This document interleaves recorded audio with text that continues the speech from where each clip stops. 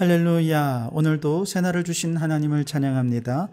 오늘도 말씀으로 시작하는 이 하루 말씀 충만, 은혜 충만, 성령 충만하시기를 주님의 이름으로 축복합니다.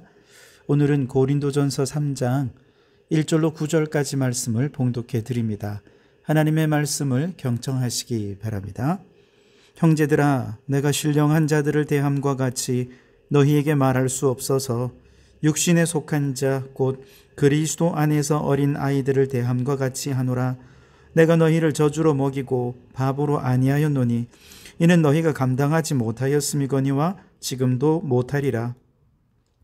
너희는 아직도 육신에 속한 자로다. 너희 가운데 시기와 분쟁이 있으니 어찌 육신에 속하여 사람을 따라 행함이 아니리요. 어떤 이는 말하되 나는 바울에게라 하고 다른 이는 나는 아볼로에게라 하니 너희가 육의 사람이 아니리요. 그런즉 아볼로는 무엇이며 바울은 무엇이냐? 그들은 주께서 각각 주신 대로 너희로 하여금 믿게 한 사역자들이니라. 나는 심었고 아볼로는 물을 주었으되 오직 하나님께서 자라나게 하셨나니 그런즉 심는 이나 물 주는 이는 아무것도 아니로되 오직 자라게 하시는 이는 하나님뿐이니라. 심는 이와 물 주는 이는 한 가지이나 각각 자기가 일한 대로 자기의 상을 받으리라. 우리는 하나님의 동력자들이요 너희는 하나님의 밭이요 하나님의 집이니라. 아멘. 오늘도 이 말씀을 통해 우리에게 주시는 하나님의 음성을 듣게 되기를 바랍니다. 지난 시간에 우리는 모든 믿음은 그 믿음이 세상의 철학, 가치, 신념 위에 기초해 있는지 아니면 하나님의 능력 위에 기초해 있는지 그 믿음을 시험해보고 확증해야 한다라고 말씀을 드렸죠. 왜냐? 그래야 건강한 신앙이 될 수 있기 때문입니다. 그런데 그 믿음은 어떻게 확증할 수 있느냐? 바로 그 열매로 확증할 수 있습니다. 고린도 교회의 경우는 서로 지도자를 따라 분파를 나누고 대립하고 갈등하는 열매가 나타나는 것이 헬라의 철학자들의 모습과 똑같았습니다. 그렇다면 고린도 교회 성도들의 믿음은 어디에 기초한 것입니까? 사람의 말과 지혜의 아름다운 것에 근거한 믿음이었던 거죠. 만일 저들이 하나님의 능력에 근거한 믿음이었다고 한다면 그들은 더 겸손해지고 자신의 연약함 속에 성령의 나타나심을 자랑하고 간증하면서 성령이 하나 되게 하시는 일에 아마 힘썼을 것입니다. 바울의 전도가 그러했기 때문이지요. 바울은 말과 지혜의 아름다운 것으로 아니하고 자신의 연약함, 두려움, 떨림을 통해서 성령의 나타나심과 능력으로 증거했고 그 결과 십자가와 그리스도가 또 분명하고 또렷하게 증거되었습니다. 그러한 바울의 전도를 받아서 예수님을 믿게 된 고린도 교회 성도들이 십자가의 정신으로 서로 사랑하고 화목하고 하나 되었다면, 이런 열매가 맺혀졌다면 너무 좋았을 텐데 안타깝게도 말과 지혜의 아름다운 것, 즉 세상의 지식과 철학을 따르다 보니 각자 지식을 자랑하고 토론하고 논쟁하고 심지어 분쟁하고 갈등하면서 이런 분쟁의 열매가 나타나게 된 것이죠. 이것을 우리는 교회라고 말할 수는 없는 것입니다. 물론 그들에게 십자가가 완전히 없는 것은 아니었습니다. 그들에게 십자가와 그리스도는 믿음의 근거임에 틀림이 없습니다. 그러나 그들은 또한 교회를 헬라 철학자들의 분파로 생각하고 헬라의 문화를 교회 안에 가지고 들어와서 분쟁하고 갈등하면서 십자가를 무력화시켜버리더라는 것이지요. 이처럼 믿음이 없는 것은 아니지만 그 믿음의 열매로 분쟁과 갈등이 나타나서 십자가를 무력화시키는 고린도 교회의 신앙을 바울은 육신에 속한 신앙이다, 혹은 어린 아이 같은 신앙이다, 이렇게 정의를 하고 있습니다. 1절에 보시면 형제들아, 내가 신령한 자들을 대함과 같이 너희에게 말할 수 없어서 육신에 속한 자 곧 그리스도 안에서 어린 아이들을 대함과 같이 하노라 그랬습니다. 물론 그들이 분쟁하는 표면적인 문제 때문에 어린아이 같다 이렇게 말하기도 하지만 사실은 분쟁이나 갈등이 일어나게 되는 더 근본적인 이유가 있어요. 내면적인 이유가 있는데 그것은 복음, 즉 십자가를 감당할 만한 영적인 수준이 안 되었기 때문에 그렇습니다. 2절에 보시면 내가 너희를 저주로 먹이고 밥으로 아니하였노니 이는 너희가 감당하지 못하였음이거니와 지금도 못하리라 그랬습니다. 여기서 밥이라고 하는 단어는 헬라어로 원래는 고기를 뜻하는 건데요. 유럽 사람들은 주식이 고기지만 우리는 주식이 밥이잖아요. 그래서 밥이다 이렇게 번역을 한 것입니다. 근데 어린 영아들의 경우는 고기를 먹을 수가 없잖아요. 밥을 먹을 수가 없죠. 씹을 수도 없고 소화를 시킬 능력이 없기 때문에 그렇습니다. 나중에 이제 조금만 더 자라면 밥도 먹고 고기도 먹을 수 있게 되지만 너무 어릴 때는 저주로밖에 먹을 수가 없는 것이죠. 지금 고린도 교회 수준이 이 정도밖에 안 된다는 것이죠. 어린 아이, 그것도 그냥 영아에 불과하다는 것입니다.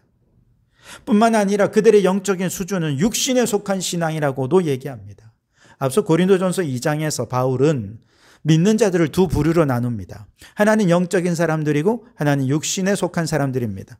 영적인 사람들은 성령에 의해 깨우침을 받고 성령을 따라 사는 사람들이라고 한다면 육신에 속한 사람들은 하나님에 의존하거나 순종하지 않고 자기 뜻대로 자기 능력으로 살아가려는 사람들인 것이죠. 바울이 처음 고린도에 당도해서 복음을 선포할 때 고린도인들은 당연히 육신적인 사람들이었죠. 그냥 하나님을 모르는 육신적인 존재들이었습니다. 그러나 바울은 그들에게 복음을 선포했고 성령님의 도우심으로 그들의 마음이 활짝 열려서 예수님을 믿음으로 영접하게 되면서 육신적 사람들이 이제 믿음으로 영적인 삶을 이제 막 시작했던 것이죠. 그랬다면 이제 점점 그 믿음이 자라나서 신령한 신앙으로, 영적인 신앙으로 성장했었어야 됐는데 여전히 성령보다는 육신에 의해 더 많이 지배되는 사람들이 되어서 부정적으로 말하면 육신적인 자들, 조금 더 긍정적으로 얘기하자면 영적인 초보라는 의미에서 그리스도 안에 하나님의 악이다, 이렇게 할 수밖에 없었다는 것이죠. 바울이 그동안 고린도에서 복음을 전한 세월과 그들을 향한 헌신을 생각해 본다면 벌써 영적으로 성숙한 자들이 되어야 되는데 지금쯤은 복음의 심오한 가르침도 잘 받아먹고 때로는 책망도 교훈도 받아서 영적으로 성장해야 되는데 전혀 그렇지 못하다는 것이죠. 그들 스스로는 성령의 은사를 받아서 방언도 하고 예언도 하고 병도 고치고 귀신도 쫓아내는 권능을 나타내기 때문에 스스로는 대단히 영적으로 탁월하다, 우리는 영적이다, 이렇게 생각을 했단 말이죠. 그러나 바울이 볼 때는 그 수준이 영적인 어린 아이에 불과했어요. 육신적인 사람에 불과했던 것이죠. 이런 육신에 속한 성도들, 어린아이 같은 신앙을 가진 성도들이 십자가의 진리를 이해하지 못하고 교회 안에서 헬라 철학자들처럼 분쟁하고 갈등하는 열매만 맺고 있었던 것이죠. 3절에 보시면 너희 가운데 시기와 분쟁이 있으니 어찌 육신에 속하여 사람을 따라 행함이 아니리요라고 했습니다. 즉 공동체 안에서 갈등과 분열이 그들의 미성숙함을 드러낸다는 것이죠. 여러분, 영적인 능력이나 은사가 풍성하다고 해서 그가 영적으로 성숙하다는 의미는 아닙니다. 아무리 영적인 은사가 풍성해도 교회 안에 시기와 분쟁이 일어난다면 그 교회는 영적으로 성숙하다고 말할 수 없을 겁니다. 성령의 열매인 사랑과 희락과 화평이 풍성할 때 비로소 영적으로 성숙하다라고 말할 수 있겠죠. 그러니 여러분, 우리의 신앙이 이처럼 십자가의 진리를 이해하지 못한다면 우리 신앙도 어린아이 같고 육신에 속한 자와 같아서 저 교회 안에서 신앙생활은 하지만 원망하고 불평하고 시기하고 분쟁하고 그러면서 교회의 교회됨을 훼손하는 자가 될 수밖에 없을 것입니다. 그러므로 어린아이의 신앙을 벗어나서 이제 성숙한 신앙이 될 수 있기를 바랍니다. 육신적인 신앙을 벗어나서 성령 충만한 성도들이 되실 수 있기를 주님의 이름으로 축원합니다. 그래서 고린도 교회가 이렇게 육신에 속한 신앙, 어린아이의 신앙에 불과했다면 이제 오늘 우리는 거룩하고 영적인 신앙으로, 성숙한 신앙으로 성장해가는 우리 성도교회가 되기를 주님의 이름으로 축원합니다. 자, 이렇게 고린도 교회가 여전히 육신에 속한 신앙, 영적으로 수준이 미달된 이유가 무엇이냐 하나님을 따르지 않고 사람을 따랐기 때문이라는 겁니다. 4절에 보시면 어떤 이는 말하기를 나는 바울에게라 하고 다른 이는 나는 아볼로에게라 하니 너희가 육신에 속한 자가 아니리요 라고 말합니다. 고린도 교회는 지도자 중심으로 분파가 생겨났죠. 심지어 바울 자신은 원치도 않았는데도 불구하고 자기들끼리 바울파라 이름을 짓고 그 아래 사람들이 막 모인 거예요. 그리고 다른 파들과 막 경쟁을 하고 시기하고 분쟁하는 거죠. 아니 자기 이름을 쓰라고 얘기도 안 했는데 자기들끼리 바울 이름을 다 정하고 분파를 만들어서 그러고 있으니 얼마나 바울이 화가 났겠습니까? 그래서 바울은 자신과 아볼로가 어떤 위치에 있는 존재인지를 정확히 짚어줘요. 5절에 보시면 그런즉 아볼로는 무엇이며 바울은 무엇이냐? 그들은 주께서 각각 주신 대로 너희로 하여금 믿게 한 사역자들이니라 그랬습니다. 바울이든 아볼로든 모두 주의 복음을 전하고 불신자들이 예수님을 믿도록 인도하기 위해 보냄받은 사역자 일꾼에 불과하다는 것입니다. 9절에 보시면 우리는 하나님의 동력자들이요 너희는 하나님의 밭이요 하나님의 집이니라 그랬습니다. 고린도 교회 성도들은 하나님의 동력자들의 보냄받아서 일한 하나님의 밭이었다는 것이죠. 그 마음밭에 바울은 복음을 심었습니다. 아볼로는 물을 주었습니다.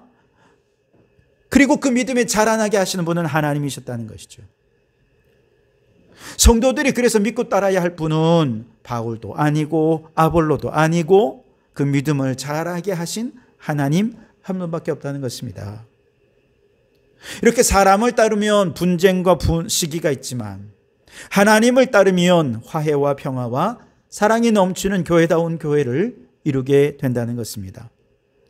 사람을 따르는 신앙은 결국 우상 숭배로 이어질 수밖에 없어요. 지도자를 존경하는 거 너무 좋은 일입니다. 그러나 그를 절대화하거나 신앙의 기준으로 삼는 것은 우상 숭배입니다. 대형교회 목사님들은 자신이 곧 교회라고 생각하는 위험한 생각을 갖는 분들이 종종 있습니다. 여의도 순복음교회 이영훈 목사님, 자신의 핸드폰이 압수수색 당한 것에 대해서 정부에서 교회를 압수수색했다 이렇게 비난합니다. 자신이 곧 교회라고 생각하는 것이죠. 예수님은 교회를 핍박하는 사울을 향해 왜 나를 핍박하느냐? 교회와 예수님을 동일시하셨죠. 이건 말이 됩니다.